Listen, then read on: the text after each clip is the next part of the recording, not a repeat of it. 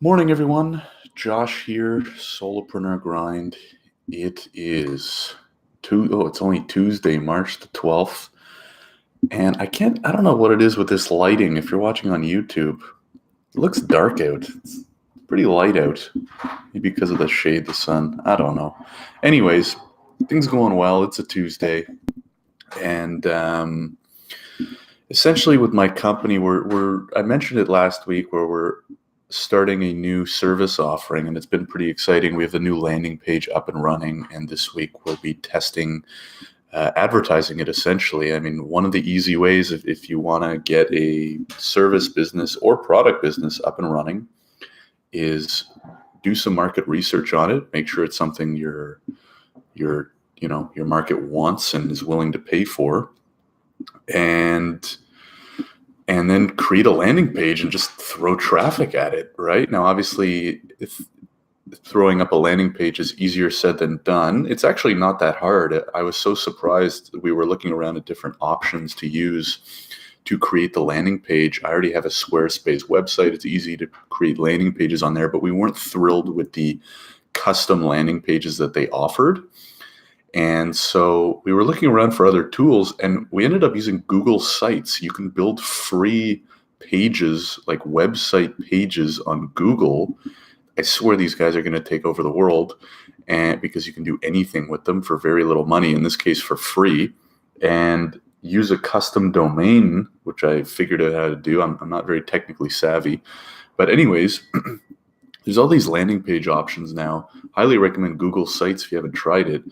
And created a landing page, and now you just throw traffic at it and see what happens.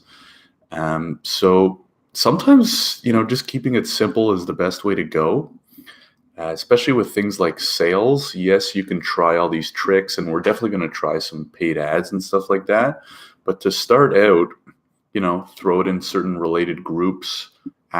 So a little trick that we've been using is create a landing page and then put it, throw it in front of a group that might be interested and that it's definitely related to, and ask them for feedback. So instead of throwing down a landing page and saying, hey guys, check out this landing page and buy from me, you can say something like, hey guys, I just created this new offer. I'm not that great with making, with website design. Wanted to know what your feedback was on this landing page because, I spent a lot of time on it and really want to help people out, and just see what they say. And then so inevitably their guard is down a little bit, and they're still going to take a look at your landing page, and if they like the product or service and relate to it, then they may end up buying or messaging you or commenting or something like that. So that's just one thing we're trying. I'm going to put that in Facebook groups and stuff like that. If you're not taking advantage of Facebook groups, my goodness, you're missing out, because it doesn't matter what you do or sell or buy. There is a lot of Facebook groups for it, and there's a lot of people in those groups.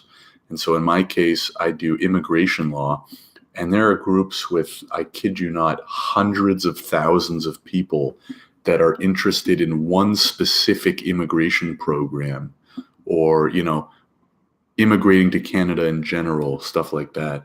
So I joined all of them, or as many that will let me in. And those are some good testing grounds. And the other great thing about doing that is if you want to do market research, it's such a good place. So 2 tips I'll give for market research. So I'll go back where I said, if you want to start offering a new product or service, go do some research on the market, make sure it's something that people actually want. A great way to do that is to go into Facebook groups or to go on Quora. If you haven't been on Quora, Quora.com. Quora is basically a site where people go to ask questions, and random schmoes can answer them, or very reputable schmoes. So you go on the Facebook groups at Quora, and you're going to see so many questions, right? Because that's pretty much what the Facebook groups are for, is discussion and questions. And you're going to notice themes of similar type questions coming up. So in my case, certain question about a certain immigration program. Well, what does that mean? It means a few things. Number one, people need help, and that they're confused with the process. So there's probably an opportunity there to make the process easier. Number two, if you're going to start creating content, which you definitely should, create content that answers all of those questions. So if you go into Quora, let's say, and you want to start selling mugs on Shopify, you go under like a mug lover group on Facebook or like mugs on Quora, and you see time and time again that people keep asking, what temperature water can mugs hold up to? Because my water is super hot and I don't want to burn my hand or something like that. Well, a great piece of content would be talking about what temperature of water your mug can hold up to without burning your hands or something like that, because it's clearly something that a lot of people are thinking about. So anyways, creating and selling a product or service is obviously a little more difficult than that. But if you want to keep it simple, or you're early on, or you've never done it before, think about a product or service you want to offer. Do some research on it. So join related Facebook groups, go on Quora.com under those subheadings or subgenres or subtopics. I forget what they're called on Quora. And look up what people are struggling with. Make sure it's something that people might be interested in. And then throw up a quick landing page. And the other good thing that the landing page can help you do, doesn't have to be on a website. You can throw it on a Facebook page. You can create like products within Facebook pages. So if you're budget sensitive, or a Medium article or something like that, there are budget friendly ways. And then test it by kind of asking for people's opinion on it, because you'll get a lot of really good feedback. And lastly, I'll note that, I really ranted this time, over 6 minutes. The other good thing about the landing page is that it will force you to really flesh out your product or service and come at it from all angles. So if you're going to prepare a good landing page, you're going to want things like a good headline, maybe a subheader, a description, pictures, your visuals, stuff like that.